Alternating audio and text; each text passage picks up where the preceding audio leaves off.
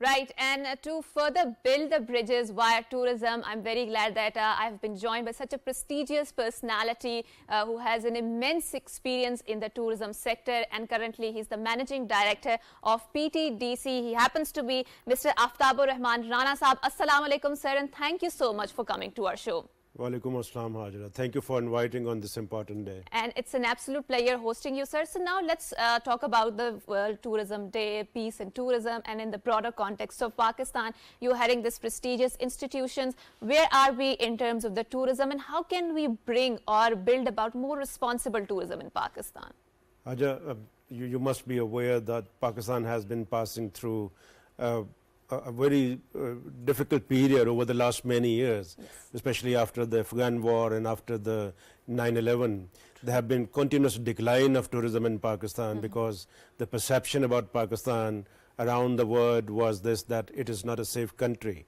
So now I think this theme of this year's Tourism Day, tourism and peace, is very much relevant with Pakistan, because tourism is much more than something than a business, because it brings people closer to each other and create an opportunity to learn about each other's values, each other's cultures, each other's differences, and that's the good thing about tourism. So I think if we promote tourism, especially focusing on tourism and peace, it can bring quite a lot of positive aspect into our society as well. Pakistan is a country where there's a lot of diversity of culture, a lot of diversity of languages. Even within the country, when domestic tourists travel from one region to other regions of the country, they learn so much about the people of different areas. So I think is the best way to harness this potential of tourism to promote peace on this special occasion of 27 September, when the whole world is celebrating World Tourism Day, is very, very important for Pakistan. And we recently at PTDC have developed a new tourism brand, which is the Salam Pakistan. Wonderful. So Salam itself has the meaning of salamti, Peace. It's a peace, it's a message of welcome. Wonderful. So we are promoting this theme all over the world now to welcome tourists from around the world, our own people, from one region to other region. I think this will create a lot of positive impact on the overall activity of tourism within the country. Right.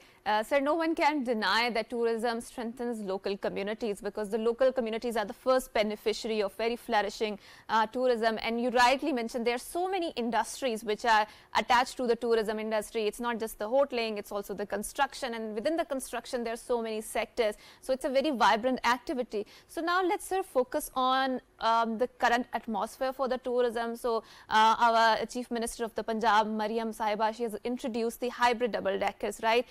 And this is the model that is we also witness, which is being replicated from the West. There hop-on, hop-off, sightseeing buses, right? What is different in these hybrid double-deckers, and are we witnessing the expansion of this program in other cities around the country? You see, there are different segments of tourism. As you look around the landscape of Pakistan, we have such a diverse landscape, from world's tallest mountain to the most historical and beautiful cities, and all the way to the beautiful village life and to the most beautiful sandy beaches of the Makran coast. So this diversity required to develop into various forms of tourism products. As you mentioned, the double-decker bus, this is a very important segment of a city tourism. Like we have the city, very lively cities like Lahore, Multan, Faisalabad, Peshawar, Islamabad, Rawalpindi, Karachi. So now the government, federal level and provincial governments all working together to promote the urban tourism. And this step is a very positive step in terms of providing a quality mobility for the sightseeing within the city of Lahore, which is the hub of cultural activities, which has so many beautiful and historical monuments of Mughal era and many other dynasties.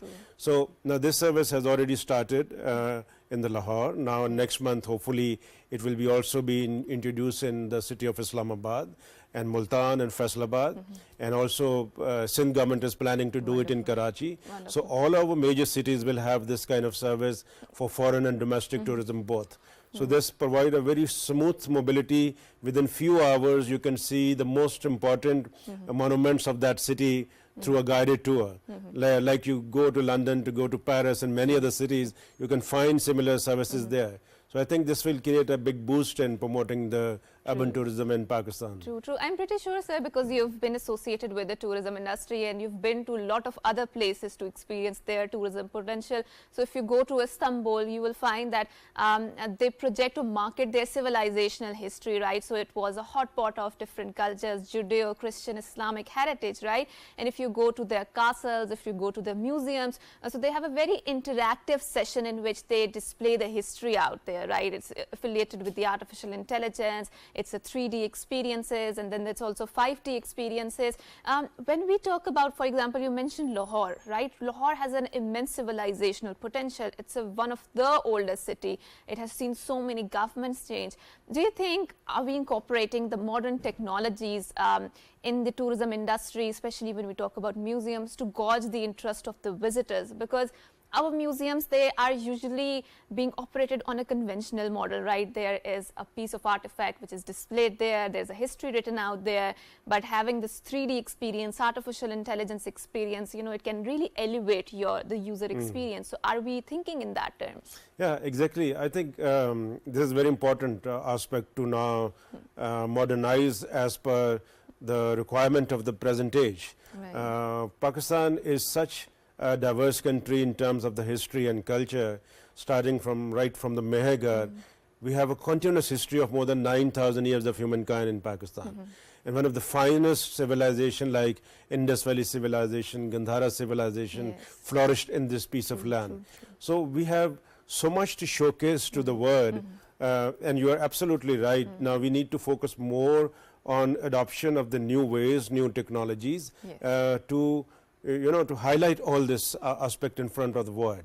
Our museums may be more conventional, as they must be having a program where we incorporate the technology to introduce interpretation of those pieces, relics which are lying on those, and the already work has started. Peshawar Museum has improved quite a lot. Sawat Museum has been redone the whole way. And there's a museum in Lahore, they are working to improve it, Texila Museum.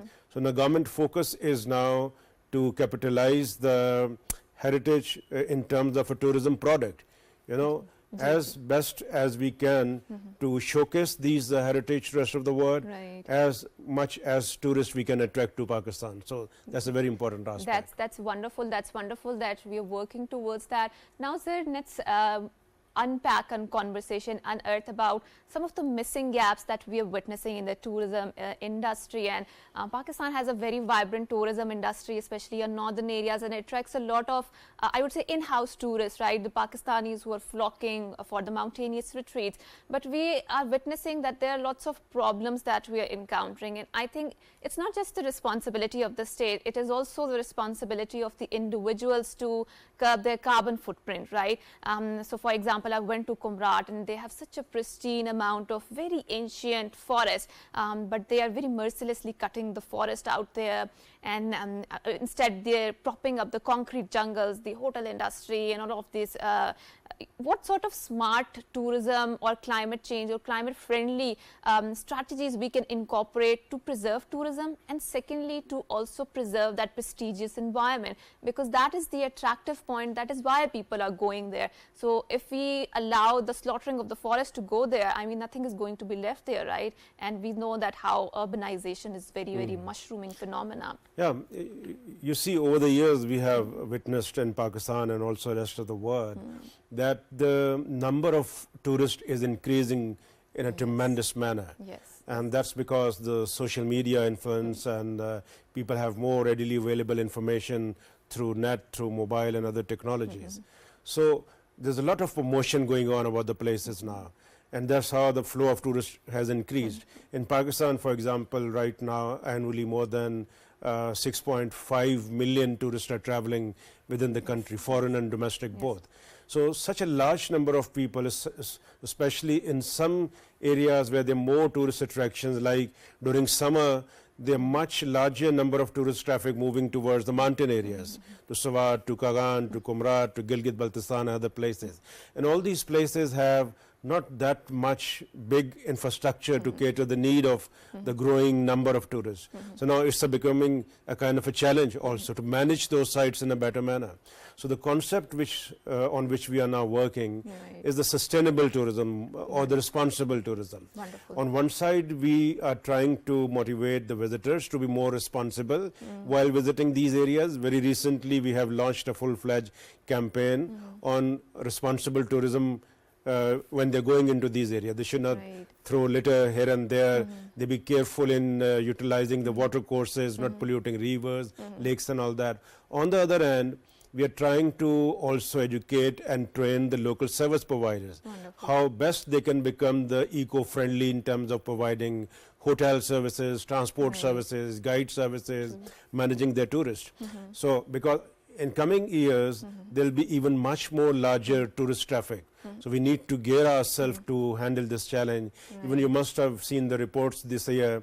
In Europe, many countries, people started, slogans, please, we don't need any tourists. Spain and France and many, where they have much Japan, more larger number. Because tourism is just like, a phenomena which is very fastly growing. It's creating lots of noise, right? Environmental and we need to adopt measures, we need to improve the management system so that we could avail the benefit, but at the same time we could minimize the negative impact which are happening due to the tourism. True. Sir, thank you so much for highlighting that, and I think one of the important sub-theme or sub-subject that I would also like to focus through my platform is the, I would say, the sewerage management, right, and waste management particularly. And I've read a couple of reports that are coming from Hunza that because of the very vibrant, flourishing tourism industry there is no sewerage or waste management system there. And a lot of these hotels, they are flushing or dumping the litter into the very pristine waters, and these waters are our survival pathways, right? They are from them the Indus river is traveling down there, and we are getting that live stream. So we have seen that because of that, I mean, we are going to face and encounter a lot of problems when it comes to our even health. Exactly. Right? Now government is very much focused on this. Very recently now they have taken decision. For example, Murray will have a complete new waste management system very soon. Similar thing has been established in Nathia Gali. KP government is now where much of the domestic tourism traffic is going. Now they're developing the destination management plan for Naran, for Kalam, for Kumrat, so that the local level arrangements are improved to manage the solid waste, the sewage flowing into the river or lakes, and also the negative impact on the landscape in terms of the ugly buildings. So control in terms of providing guideline to the hoteliers, how nice hotel they can make. So all these things are very important to maintain the long-term benefit of tourism. Because we should not just focus on the short-term economic benefit, but in the long term, if we maintain the natural beauty, if we maintain the cultural heritage, it means hundreds of years we can get the benefit from all these. Otherwise, if it's overdeveloped, it is mushroom growth, it will ruin the whole scene of the tourism. True. Sir, so we've seen, and I usually ask this question from a lot of people who come from the bureaucratic background, which is that tourism is a provincial subject, right? And PTDC is obviously a federal entity, and government or a state is a one entity, but it's an archipelago of various institutions who are working together to have a self-expression of the government, right? But again, when coming from a South Asian background or from a third world country, these institutions are designed in a way that they do not want to collaborate, right? How do you develop this culture of delivery so all of these provincial tourism departments are working in tandem with the PTDC, and you're better able to provide the touristic services to the tourists who are foreigners or maybe who are local tourists? How do you do that? Absolutely. I think this is a very important question, because tourism is a kind of a very complex business. And the multiple stakeholders involved at three different levels. At the federal level, at the provincial level, and at the destination level, where actually the tourism activity is taking place. So over the last few years, we have tried to develop this coordination and collaboration among the stakeholders by taking few steps at the federal level. For example, we have created a National Tourism Coordination Board in which the federal agencies and all the provincial tourism department and certain private sector stakeholders are member. They sit together, they discuss the issues and formulate policies and strategies how to tackle all these issues. Right. Similarly, we have improved the governance within the PTDC by incorporating the tourism secretaries of all the provinces into the board of directors of PTDC. So the central level decision making at PTDC now have the input from the provinces as well. So this thing is now trickling down to the provincial level and even to the district level. Right. Unless we are able to improve this management at all these three levels, we will not be able to create a kind of the model which is the sustainable for the longer period of time. That's on which we are focusing, and government is very much now focusing on developing the institutional model in terms of the improving the collaboration within the agencies. Right. Now at federal level we have improved quite a lot. Similarly at the provincial level. Now the gap is at the district level. We need to bring down the local level agencies together in a model of a DMO, Destination Management Organization. If that is done, I think we will improve quite a lot of local level issues which are we facing at the moment. Right. So, sir, we've seen, particularly when we talk about South Asian region or Asian society as a whole, so people who are Western tourists, they are very much interested in exploring, and they have, I think, it's a very overly explored market when I talk about our neighboring country, right? A lot of people flock there in order to find the meaning of life, and we've seen in the West that the concepts of yoga and meditation are flourishing because of the tourism potential of that country, right? And I've seen that there is an interest to explore the societies out of our neighboring country, and we've seen that there are a lot of universities, the vice chancellors, they were coming in, they were tapping into Pakistani market, they want to explore this country, and rightly you mentioned that as the lens of that strategic or security studies is being broken after the 9/11, there's a renewed interest in Pakistani market. So what is PTDC doing to tap into that Western market, the foreign tourists? And you talked about your product Salam Pakistan. Is it aligned to get their interest into our market? You see, now there are so much tourists around the world willing to visit new sites, new places, experience new culture and history and all that. And social media helps a lot, right? Exactly. And now it is up to us how good we are to create a kind of a products which cater their needs. Right. And it is not just an kind of a business in which we could have all sort of tourists coming to Pakistan. We need to select the kind of a niche market from where and how many tourists we want to have from the Western countries, from the Eastern countries, from the America and from other regions and all that. What most suitable product are available within our own socio-cultural environment. We cannot have all sort of tourism in Pakistan, but we have some very strong element. For example, for adventure tourism, Pakistan is an ideal country where tallest mountain, glaciers and beautiful landscape of valleys. So that is one of the product on which we are focusing to develop further. Second, Pakistan is the land where you can see the great variety of ethnic backgrounds, starting from the Hinduism, Jainism, Buddhism, Sikhism, Christianity, Islam. So it has been a cultural crossroad, Sufism, so right? all these elements are there to promote religious tourism in Pakistan. Now we are also focusing on developing packages for Sikh tourism, for Gandhara heritage and for other as well. Third is the element which is the rich cultural heritage, Indus Valley civilization, Mughal era, our own different dynasties, and this product is also very strong for the senior citizens around the world who would like to see these places. And side by side, we are also focusing on new product, for example, ecotourism, medical tourism, rural tourism, wellness and health tourism. These are new products on which we are thinking now to develop them as a product.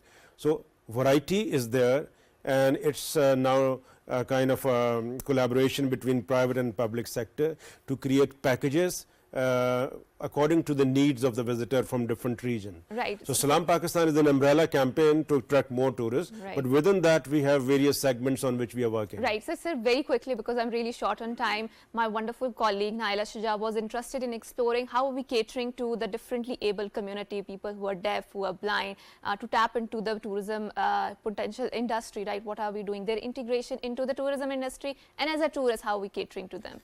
Yeah, obviously, to have these products on ground, you need to engage various stakeholders, especially the local communities, the building their capacity in terms of the quality services and human resource, which is a very, very important element in tourism. Over the last 3-4 years, we have done quite a lot of consultation with education institutions in terms of improving the quality of services through improving the human resource.